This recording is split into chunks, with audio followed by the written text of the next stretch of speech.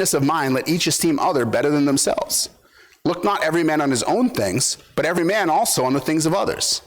Let this mind be in you, which was also in Christ Jesus, who being in the form of God, thought it not robbery to be equal with God, but made himself of no reputation, and took upon him the form of a servant, and was made in the likeness of men.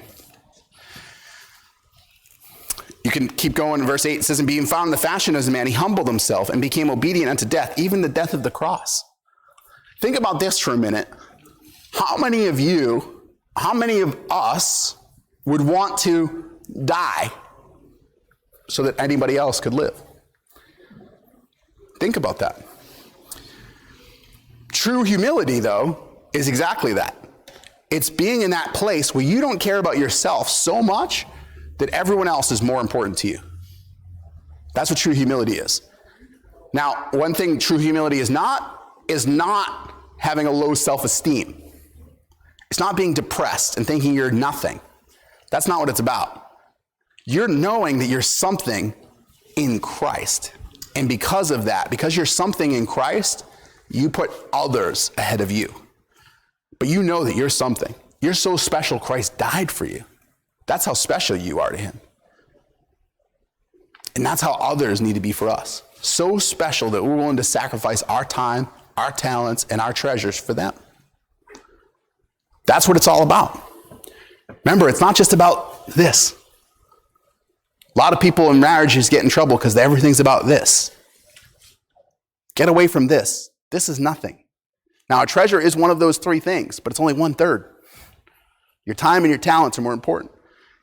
You know, for Valentine's Day, it's more important to do something fun for your wife that shows who you are, talented, your talents. Use your talents for that person. Use your time. That's way more important. Show you love somebody. Show you love somebody and be humble is to give of yourself.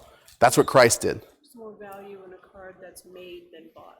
Yes. I'll tell you, my wife gets so angry when I buy cards because all I do is I write Love Rob at the bottom. She's like, you just wasted $5 on a card for nothing. Right? She's like, I don't care how big the card is. I don't care what it says inside. If you didn't write it, it doesn't mean anything. And she's right? She's right. But it's something my mom taught me. It's what I learned from years. It's what my mom does. It's what so it's just what you learn. So I thought it was required. So now I don't buy cards anymore. I don't write it either. I don't have that talent. It's not a talent of mine. So I show her my talent. My talent is, I don't know. You guys can figure it out. No. Good luck. No, but I use my talents, the things that I'm good at. You know, like, for example, we just redid our kitchen. I used my talent to put that together for her, right? She has a brand new kitchen. It's really nice, but I used my talent for her. She loved that as her best birthday and Valentine's gift that she's ever had from me. Why? Because it means something to her. And I used my talent, took my time, my energy, and my abilities to go and do that, right? That's what we're trying to show you with others. It's the same way. We need to treat everyone that way. We use our time, our talents, and our treasures with them. All right, Ephesians 4. Flip over there. Verse 25.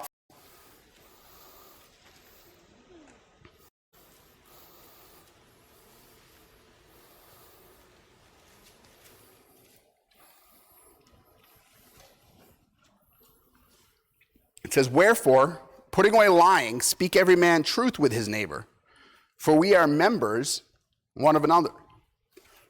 What's that truly saying, other than just be honest? What is it truly saying?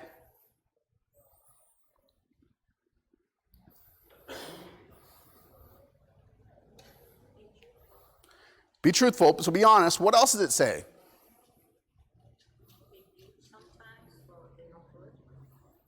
Yeah.